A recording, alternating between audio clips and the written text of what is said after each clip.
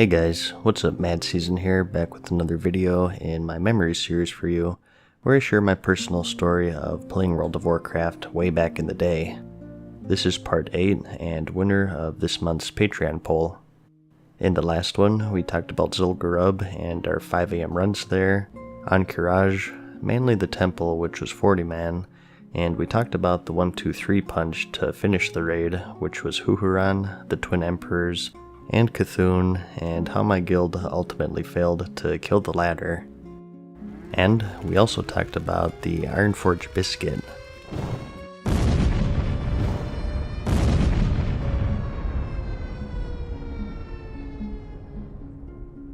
Before we talk about the next raid though, I also wanted to squeeze in outdoor raid bosses in here, and those are the Dragons of Nightmare, which is Emrys, Lathon, Ysandre, and Terrar. These guys would spawn near these giant green portals spread throughout the world, and you also had the blue dragon Azergos in Ashara, and the demon lord Kha'Zix in the Blasted Lands. Really quick, for those who don't know, outdoor raid bosses worked very differently in Classic, and also the Burning Crusade. They only spawned every few days, and it was first come first serve. None of this world quest stuff where everyone gets loot like you have today. Guilds would commonly have level 1 alts parked near their spawn points, and periodically check to see if they spawned or not. So, Horde or Alliance, whenever one spawned, guilds would scramble to scrape together 40 people to try to take it out really quick. Naturally, as you would expect, this had the potential to create tons of drama of guilds stealing kills out from the noses of other guilds, and even sabotage. If a guild had engaged a boss, another guild might show up and drag enemies over them to try to overwhelm them and wipe them.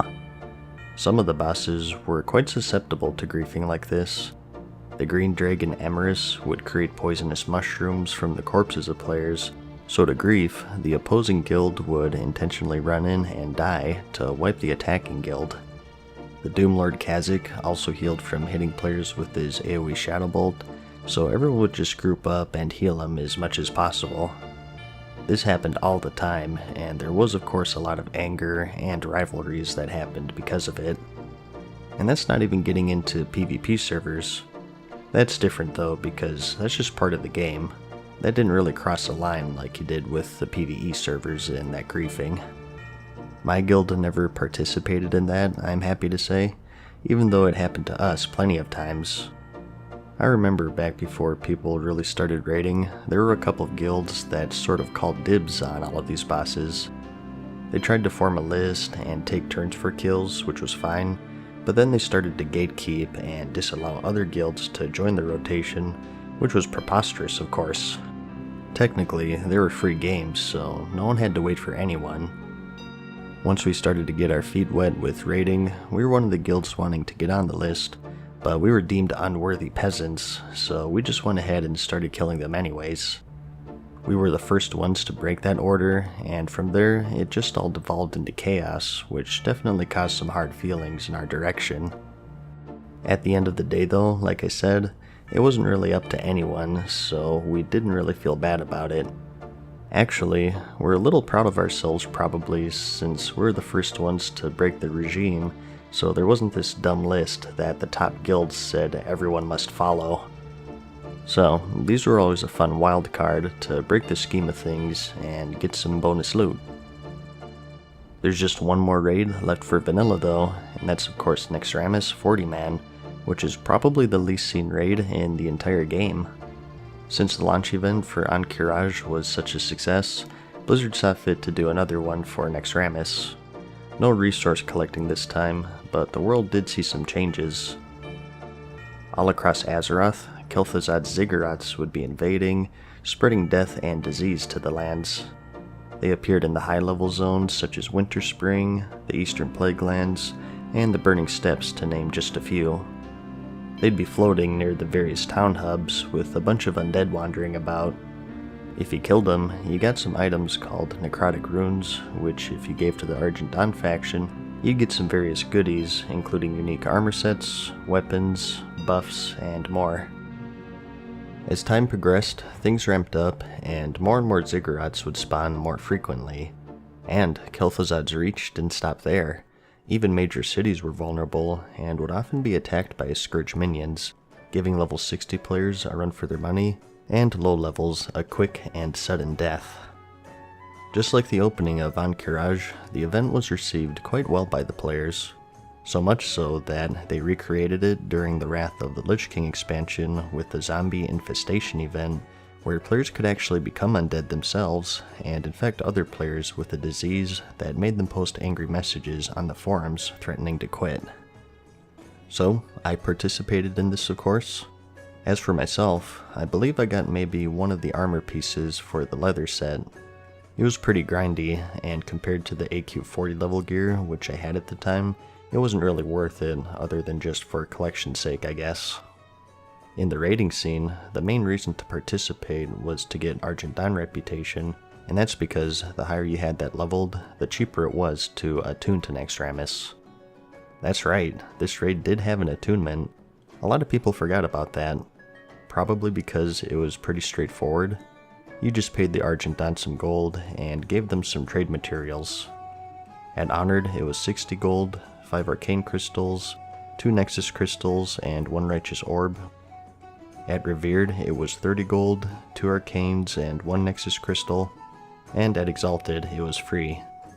I always thought that was a pretty big ripoff.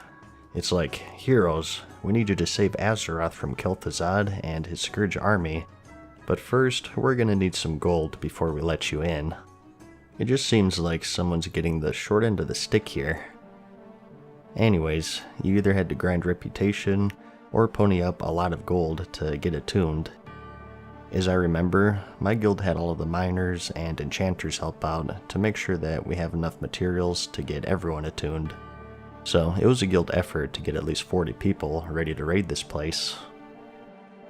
So at this point, my guild hadn't quite finished AQ 40 yet. We killed everything but Cthulhu, and after grinding our skulls against that final trio for months on end, we were looking for any excuse to get out of there. So we started Naxxramas instead. Now, this is a point of contention with my group of friends, but I think we ended up clearing the Spider Wing, and we also got the first boss of every other wing killed. I'm told that we got the second boss of the Death Knight wing, which was Gothic the Harvester, and also the second boss in the Plague Wing, which was Hygen the Unclean. Those last two, I'm not entirely sure about. I don't remember killing them back then, but hey, it was like 12 years ago, so who knows. I do remember the other bosses quite clearly though. We spent most of our time in the Spider Wing. Tons of wipes, as you would imagine, particularly on the third boss, which was Meixna. She would web people to the wall, and we constantly had to switch to break people out, and she was really tough on tanks because she would periodically stun everyone in the raid, so the tanks had to take turns taunting and shield walling at very specific times, or else it was pretty much a wipe. It was actually similar to the Huhuran fight in a lot of ways because she sleeped everyone. So, very tricky timing, and if you wiped, those were 60-minute cooldowns I think, so you only got a few good attempts in. Another frustrating one, but in a different sort of way, was the first boss of the Spider Wing, which was Anubrakan. The fight itself wasn't too bad as I remember, being the first one in the wing. I think all of the introduction bosses were pretty easy. What killed us on this guy wasn't tanking, nor was it healing or DPS. It was a bug. And not an actual bug, considering he's an insectoid boss. I mean a glitch. A common problem with this guy was that he would knock tanks up into the air, and the person who's in the air would then become unattackable because they're out of range, at which point he would switch to another target. Well, he was supposed to at least, but sometimes he wouldn't for some reason. The game also has this safety measure built in, where if a mob can attack you, you can't attack it. Instead, it just evades every attack and regenerates its health back to full in a matter of seconds. So, oftentimes, he would knock the tanks up into the air, and he would get stuck in this evade cycle and regenerate all of his health. It had to have been close to release, because I think they eventually fixed it, but one night, I swear we got him to under 10% on like 5 different times on different attempts, only for him to evade and reset back to full. You don't even want to hear the sounds of 40 nerd rages exploding on TeamSpeak whenever it happened. It was bad. And I don't even know if I should say this, but one of our guys actually urinated himself because he bugged out like 3 times in one attempt, and the fight just took forever. And no, I'm not making that up.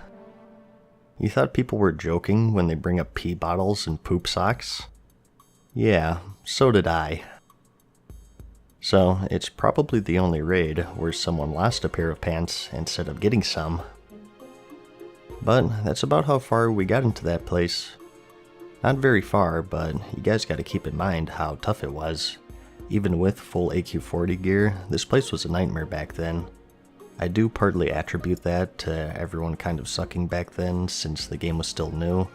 There was no icy veins, it was common to have no add-ons whatsoever, and there were no YouTube guides, so people just kind of did their own thing, and with the raid having that level of difficulty, very few people actually saw the end of it. And to add on to this, as I've said in other videos, as soon as the next expansion was announced, the Burning Crusade, it basically killed all motivation for raiding in general. Everyone knew that with the new level cap, all of this gear we're working so hard to get will be replaced in the mid-60s. If we only get to use the gear for a few more months, what's the point? So, slowly but surely, people stopped showing up until the officers decided to call it and give everyone a break and recharge their batteries for a new adventure in the Outland. So, given the circumstances, I was always pretty happy with our progress. I do still have some mementos from back then, in fact, that I could never bring myself to delete. Here you can see I got the bone scythe boots and bracers, and still with their original enchants in fact. Artifacts from the past, from probably the hardest raid I've ever been in. So, for the last few months without raiding, what did I do? Well, not a whole lot. I did end up making an Undead Rogue on a PvP server, and I just had fun leveling through all of the horde zones and whatnot.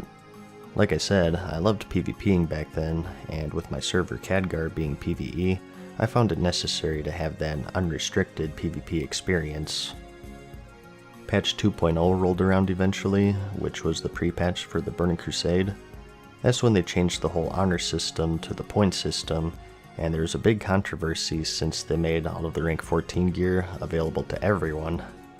Lots of anger on the forums for that one, and you better believe I took full advantage of that, and I got the high warlord daggers and armor set and whatnot. I still have all of it today in fact, and this character serves as a level 60 time capsule of sorts since I never did level him. But back to my main rogue here.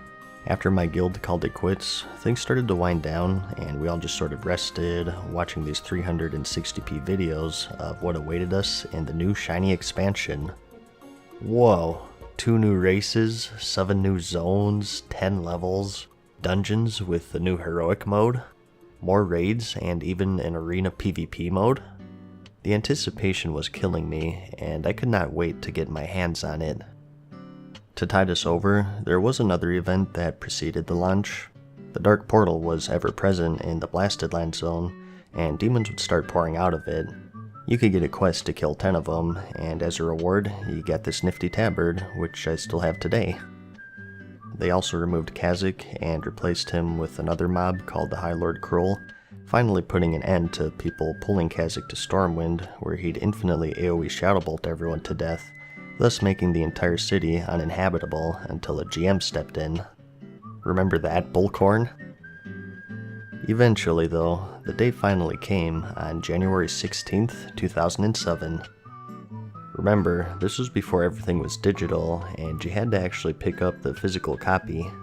I wasn't driving yet, so I asked my brother, who also played the game, to pick me up a copy from Best Buy.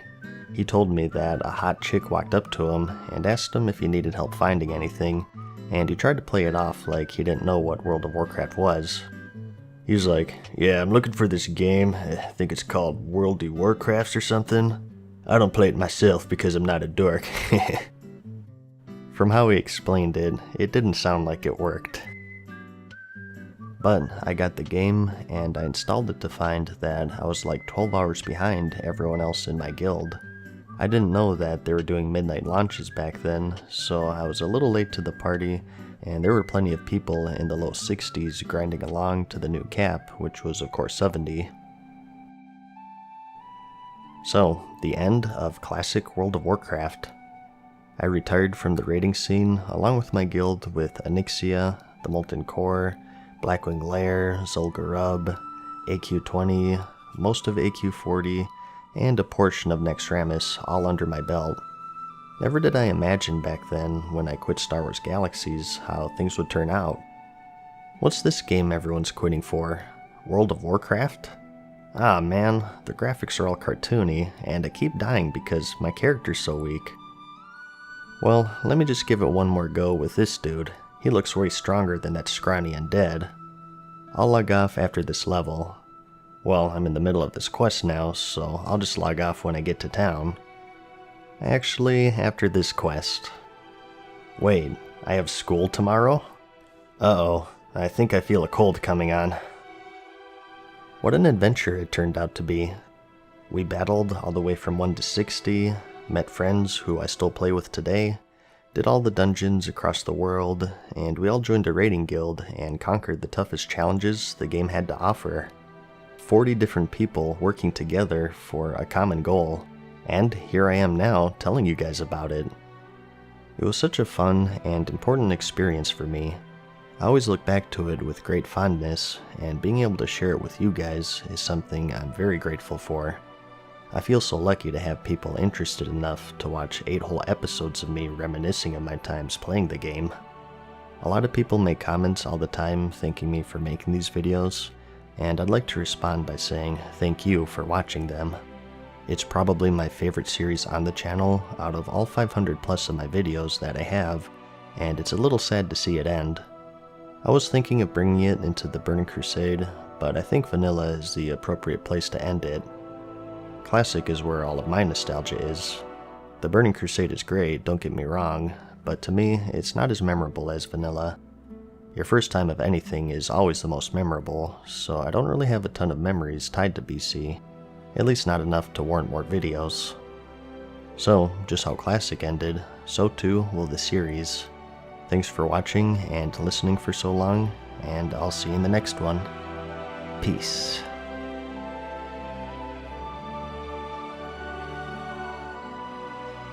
Farewell for now, mortals.